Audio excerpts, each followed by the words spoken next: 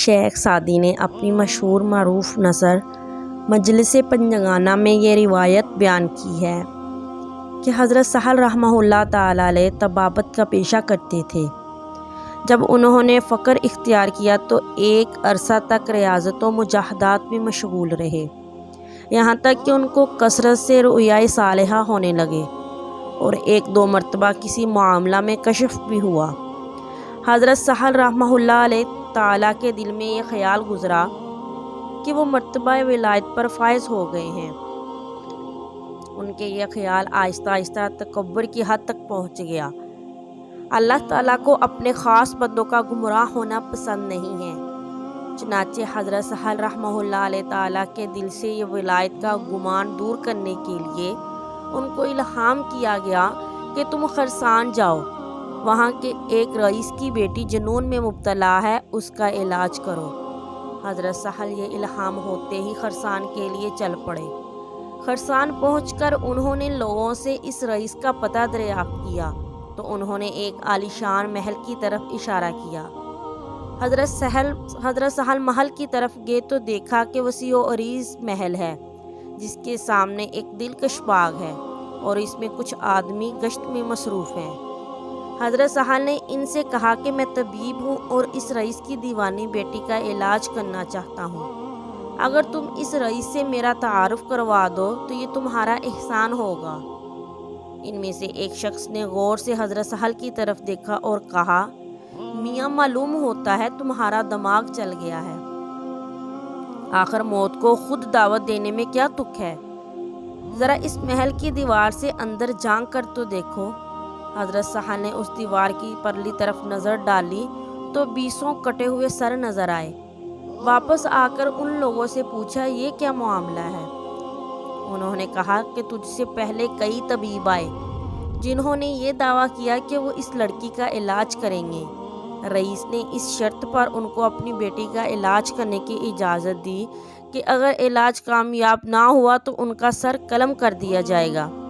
چنانچہ یہ کٹے ہوئے سر انہی طبیبوں کے ہیں جو اپنے تمام نسخے آزمانے کے باوجود علاج میں ناکام رہے۔ اگر تم اپنا سر بھی کٹوانا چاہتے ہو تو ہمیں تعارف کروانے میں کوئی عذر نہیں ہے۔ حضرت سہل نے کہا کہ مجھے سب کچھ منظور ہے، بس اس رئیس کے پاس مجھے لے چلو۔ چنانچہ وہ لوگ حضرت سہل کو محل کی طرف لے گئے اور رئیس سے ان کا تعارف کروایا۔ رئیس اس وقت چند آدمیوں کے ساتھ گفتگو کر رہا تھا۔ اس نے حضرت سہل کو اشارہ کیا کہ بیٹھ جائے۔ جب وہ آدمی چلے گئے تو رئیس نے حضرت سہل سے پوچھا کہ آپ یہاں کس مقصد کے لیے آئے ہیں؟ اس کے جواب میں حضرت سہل نے کہا، میں نے سنا ہے کہ تمہاری ایک لڑکی ہے جو جنون کے عارضہ میں مبتلا ہے، میں اس کے علاج کے لیے آیا ہوں۔ رئیس نے کہا کہ پہلے میرے محل کے دیوار کے اندر تو نگاہ ڈالو۔ اس پر حضرت سہل نے کہا کہ میں نے سب کچھ دیکھ لیا ہے۔ رئیس نے ان کا جواب سن کر بہت حیران ہوا اور سمجھا کہ یہ کوئی بہت بڑا بلند پایا طبیب ہے جو پہلو طبیبوں کا حشر دیکھ کر بھی علاج پر تلا ہوا ہے۔ چنانچہ اس نے زنان خانے میں پیغام بھیجا کہ شہزادی کو تیار کریں، ایک طبیب اسے دیکھنے آیا ہے۔ تھوڑی دیر کے بعد اندر سے آواز آئی کہ لڑکی طبیب سے ملنے کے لیے تیار ہے۔ چنانچہ رئیس نے حضرت کو اپنے ساتھ لیا اور حرم میں سرا میں داخل ہوا۔ جب دونوں لڑکی کے کمرے کے قریب پہنچے تو لڑکی نے کنیز کو آواز دی، کہا کہ میرا نقاب لاؤ تاکہ میں پردہ کر لوں۔ رئیس کو بہت حیرت ہوئی کہ اس سے پہلے کتنے ہی طبیب آئے لیکن لڑکی نے کسی سے پردہ نہیں کیا۔ اس طبیب سے معلوم نہیں کیا بات ہے کہ لڑکی نقاب کی ضرورت محسوس کر رہی ہے۔ وہ اپنے خیالات کو ضبط نہ کر سکا اور لڑکی کے سامنے ان کا اظہار کر دیا۔ لڑکی نے جواب دیا کہ وہ مرد نہیں تھے، مرد یہ ہے جو اب آیا ہے۔ رئیس لڑکی کا جواب سن کر حیران ہو گیا اور اس کی سمجھ میں کچھ نہ آیا۔ حضرت سہل لڑکی کے قریب گئے اور السلام علیکم کہا۔ رئیس زادی نے سلام کا جواب دیتے ہوئے پسرے خاص کا لفظ استعمال کیا۔ اس نے حضرت سہل سے کہا، اے لڑکی، تو نے کیسے سمجھا ہے کہ میں پسرے خاص ہوں؟ اس پر رئیس ذاتی نے کہا، جس نے تم کو یہاں بھیجا ہے اس نے مجھے بھی متنبہ کر دیا تھا کہ تمہیں اللہ نے ایسی نعمت سے نوازا ہے جس سے روح کو تسکین ملتی ہے۔ اسی وجہ سے میں خجالت محسوس کر رہی ہوں۔ رئیس یہ گفتگو سن کر عالم تحیر میں کھو گیا اور ساکت و صامت دیکھنے لگا کہ اب کیا ہوتا ہے۔ حضرت سہل سمجھ گئے کہ لڑکی کو جنون نہیں بلکہ کچھ اور شے ہے۔ انہوں نے قرآن حکیم کی ایک آیت پڑھی کہ شاید اس میں علاج ہو اور لڑکی کو سکون میسر ہو جائے۔ رئیس زادی نے جو ہی یہ آیت سنی غش کھا کر گر پڑی۔ تھوڑی دیر بعد جب ہوش میں آئی تو حضرت سہل نے اس سے مخاطب ہو کر کہا کہ تجھے سرزمین اسلام میں لے جاؤں۔ رئیس زادی نے کہا سرزمین اسلام میں کیا شے ہے جو یہاں نہیں ہے؟ حضرت سہل نے کہا ارض اسلام میں کعبہ موسمہ ہے۔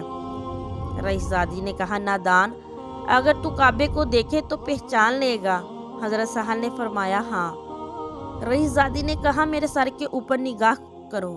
حضرت سہل نے اپنے اوپر نظر اٹھائی تو ایک عجیب منظر دیکھا کہ ان کی نظر کے سامنے کعبۃ اللہ موجود تھا، جو لڑکی کے سر کے گرد طواف کرتا معلوم ہوتا تھا۔ حضرت سہل یہ نظارہ دیکھ کر حیران رہ گئے اور پھر بے ہوش ہو کر گر پڑے۔ تھوڑی دیر کے بعد ہوش میں آئے تو رئیس زادی سے پوچھا کہ تو نے یہ مرتبہ کس طرح حاصل کیا؟ رئیس زادی نے کہا نادان، تمہیں معلوم ہونا چاہیے کہ جو شخص اپنے پاؤں کے ساتھ کعبہ جاتا ہے وہ کعبے کا طواف کرتا ہے، اور جو اپنے دل کے ساتھ کعبہ جاتا ہے کعبہ اس کا طواف کرتا ہے۔ اور تجھے یہ بھی جان لینا چاہیے کہ تو ابھی خدا سے ایک قدم دور ہے۔ اگر تمہاری خواہش ہو تو تمہارے لیے اس راز کو فاش کر دیتی ہوں۔ حضرت سہل کہتے ہیں کہ جلدی بتاؤ، میں جاننا چاہتا ہوں۔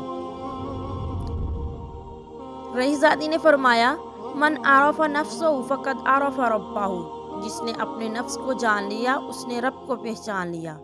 رئیس زادی کا جواب سن کر حضرت سہل تستری کے سارے حجابات دور ہو گئے اور انہیں معلوم ہو گیا کہ اس دنیا میں اللہ کے بہت سے ایسے بندے ہیں جو ان سے کہیں بلند مرتبہ پر فائز ہیں۔ چنانچہ ان کے دل سے اپنی ولایت اور بڑائی کا خیال یکسر جاتا رہا۔ اس طرح اللہ تعالیٰ نے اس واقعے کے ذریعے انہیں تنبیہ کر کے گمراہ ہونے سے بچا لیا۔